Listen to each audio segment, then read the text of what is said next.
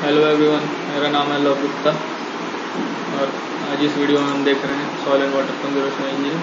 तो चलिए शुरू करते हैं। तो नेक्स्ट है आज का topic revised universal soil loss equation, जो कि एक मॉडल है यूनिवर्सल सॉइल लॉस इक्वेशन यूएसएलई की तरह ही, थोड़ा मॉडिफाइड वर्जन है जो कि सॉइल लॉस के कैलकुलेशन के लिए यूज होता है। Over the last few decades, a cooperative effort between scientists and users to update the USLE has resulted in the development of RUSLE. The modification incorporated in USLE to result the RUSLE are mentioned as under. तो मतलब ये basically difference भी बोला जा सकता है कि revised USLE और USLE जो बेसिक वाले में उसमें डिफरेंस क्या क्या है। तो फर्स्ट है computerizing the algorithm to assist the calculation. Then next है new runoff rainfall erosivity term R in the western US based on more than 1200 gauge locations. मतलब rainfall run off erosivity term जो है R उसको newly define किया गया। Some revision and addition for the eastern US including correction for high R factor area with flat slopes to adjust splash erosion associated with raindrops falling on ponded water. The next development of seasonally variable soil erodibility term K. A new approach for calculating the cover management term with the sub-factors representing consideration of prior land use, crop, canopy, surface cover and surface roughness. New slope length and steepness algorithm reflecting rail to interrail erosion ratio, the capacity to calculate LS product for the slope of varying shapes, new conservation practice value for VP for range lands, strip crop rotation, contour factors values and subsurface drainage. तो ये सारे terms जो है modify किए गए हैं RUSLE में। तो बेसिकली ये बोला जा सकता है कि जो जितने भी टर्म्स उसमें पैरामीटर्स जो यूज होते हैं USLE में उनको रीडिफाइन किया गया और उनके एल्गोरिथम और कैलकुलेशन को जो है वो और इजी किया गया और काफ़ी वैरायटी के लिए मतलब इसको प्रैक्टिस भी किया गया है।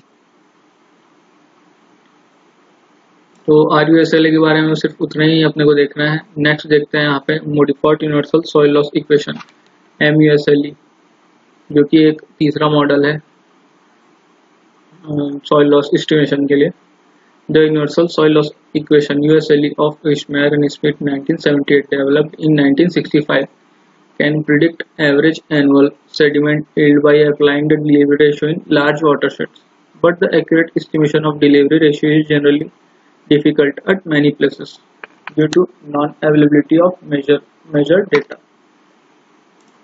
The USLE is also not considered an appropriate model for water quality modeling. Such modeling requires short time increments than 1 year, as well as consideration of both runoff and sediment parameter as transporter of pollutants.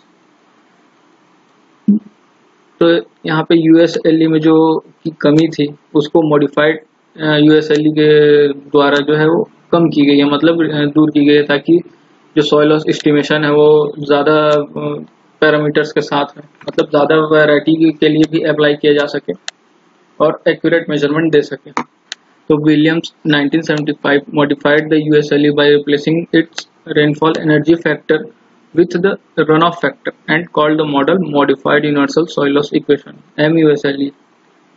The new model estimates sediment yield on per storm basis instead of average soil erosion per year as done by USLE. तो MUSLE का formula यहाँ पे दिया हुआ है y is equal to 11.8 QP to the power 0.56 KLSCP।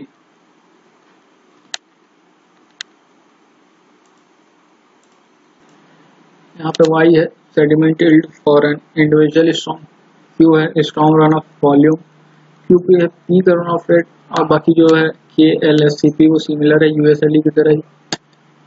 There is no need for application of delivery ratio with MUSLE, and this equation is applicable to individual storm on agriculture watershed up to 70 square kilometer। मतलब 70 kilometre square का जो area के लिए उसका उस watershed के लिए applicable है। अप टू 70 किलोमीटर स्क्वायर की वाटर शेड हो सकते हैं, उससे ज़्यादा के लिए एप्लीकेबल नहीं है, ये लिमिटेशन हो गई।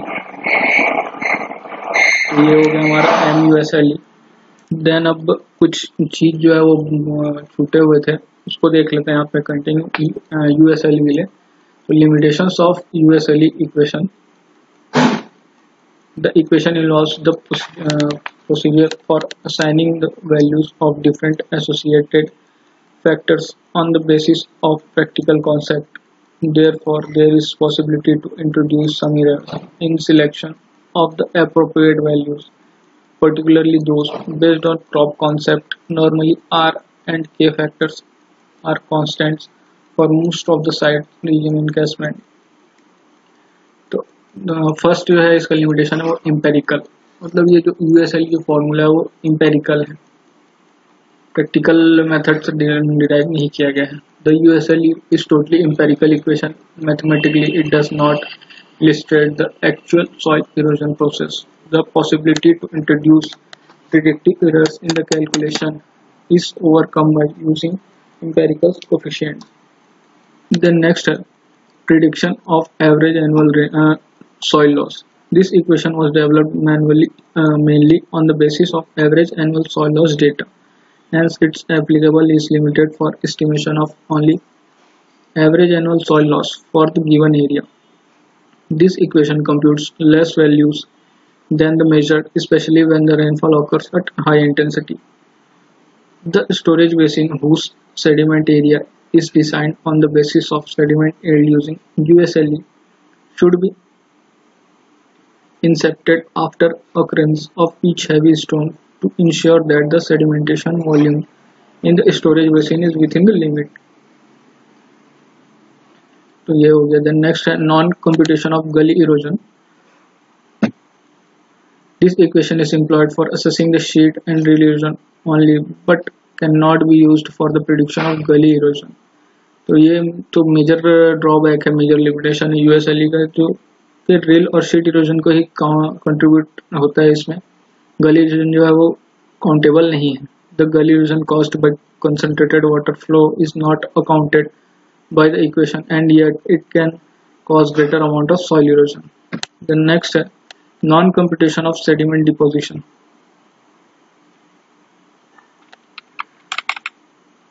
This equation estimates only soil loss but not the soil deposition. तो ये सिर्फ soil loss काउंट करता है, लेकिन soil deposition जो होता है, ट्रांसपोर्टेशन के बाद deposition जो होता है, उसको काउंट नहीं करता है. The deposition of sediment at the bottom of the channel is less than the total soil loss taking place from the entire watershed. Nevertheless, the USLE can be used for computing the sediment storage volume required for sediment retention structures. Also, the USLE equation can be used as a conservative measure of potential sediment storage needs, particularly where sediment basin ranges, typically from 2 to 40 hectare and runoff has not revealed further distance.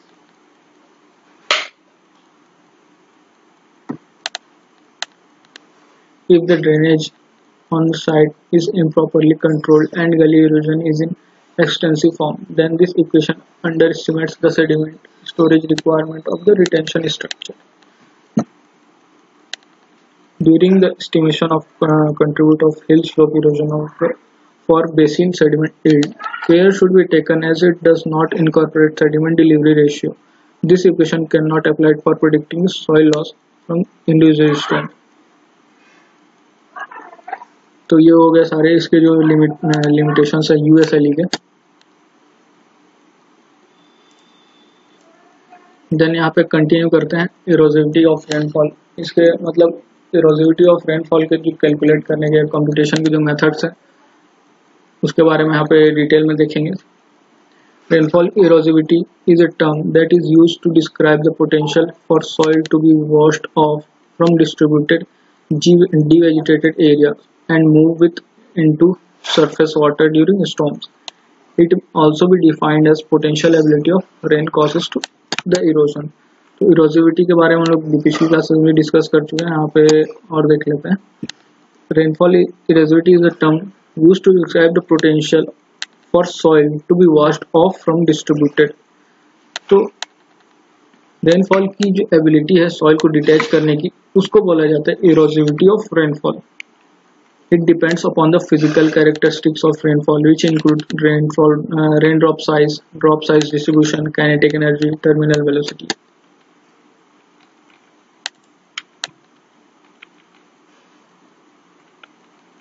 यहाँ पे देखते हैं factor affecting rainfall इरोसिविटी. First है rainfall intensity. Rainfall intensity refers to the rate of rainfall over the land surface. It is one of the most important factor responsible for the erosive nature of rainfall. Kinetic energy का ये जो formula है इसको यहाँ पे नहीं देखना है, जो स्टैंडर्ड फॉर्मूला होता है जो पिछली क्लास में बता चुका हूँ उसी को कंसिडर करना है यहाँ पे भी. Then next है drop size distribution.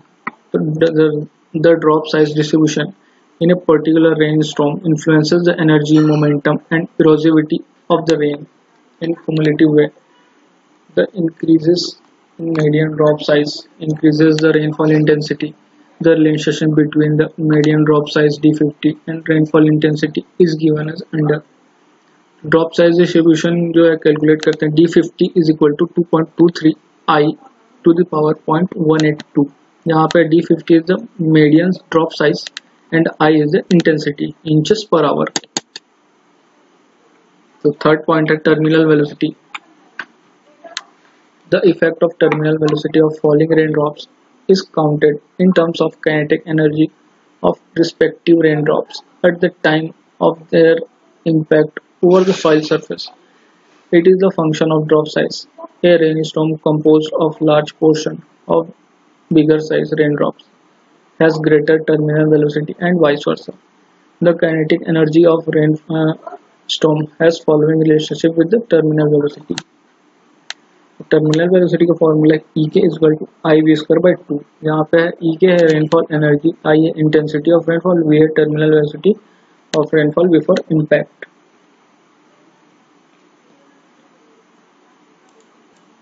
Then next wind velocity.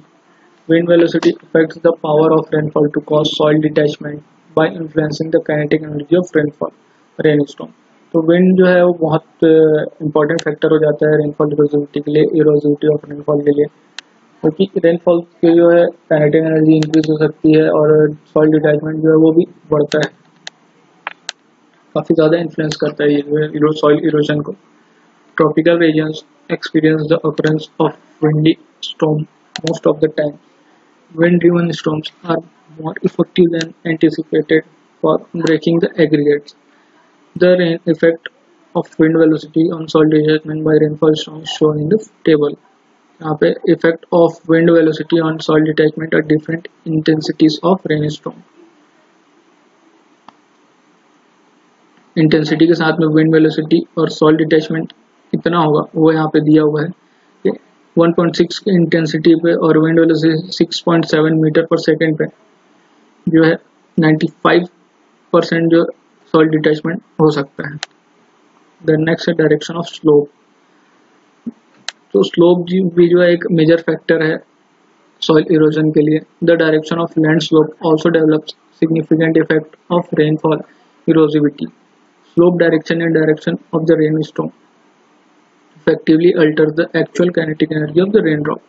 तो ये चीज़ मैंने आपको पिछले क्लासेस में भी बताया था कि स्लोप है अगर इस सरफेस पर और इस पर रेनड्रॉप जो होता है तो डाउनवर्ड साइड पे जो है ज़्यादा इरोजन होता है और इम्पैक्ट के कारण जो है सॉइल पार्टिकल्स ज़्यादा डिस्टेंस ट्रेवल करते हैं. तो वही चीज़ यहाँ पे भी अप्लाई होती है. देन नेक्स्ट टॉपिक है estimation of erosivity from rainfall data.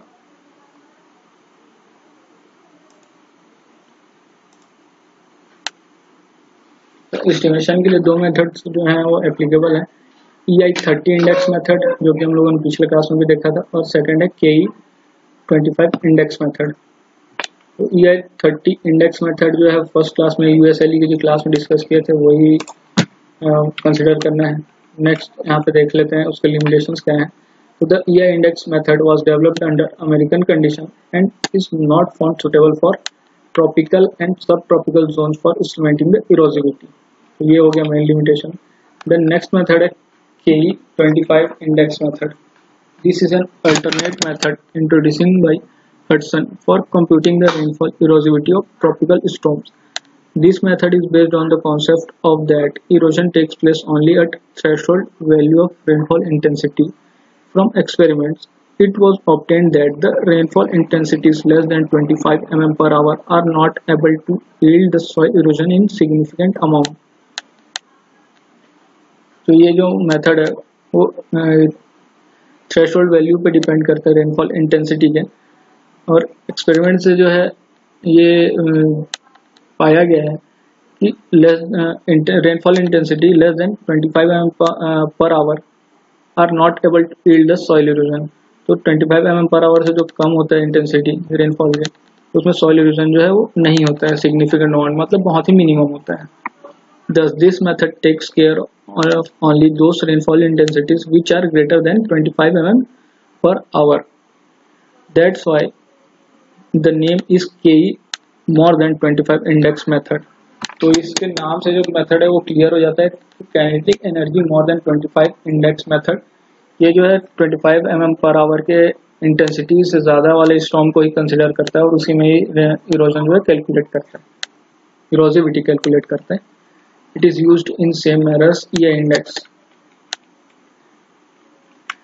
Calculation procedure यहाँ पे दिया हुआ है. The estimation procedure is the same for both methods. However, KE25 method is more advantageous because it sort of many data less than 25 mm per hour. Hence, uses less rainfall data. For both methods, it is important to have data on rainfall amount and its intensity.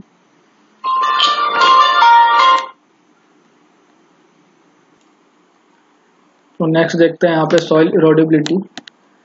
Soil erodibility is an estimate of the ability of soil to resist erosion based on physical characteristic of each soil.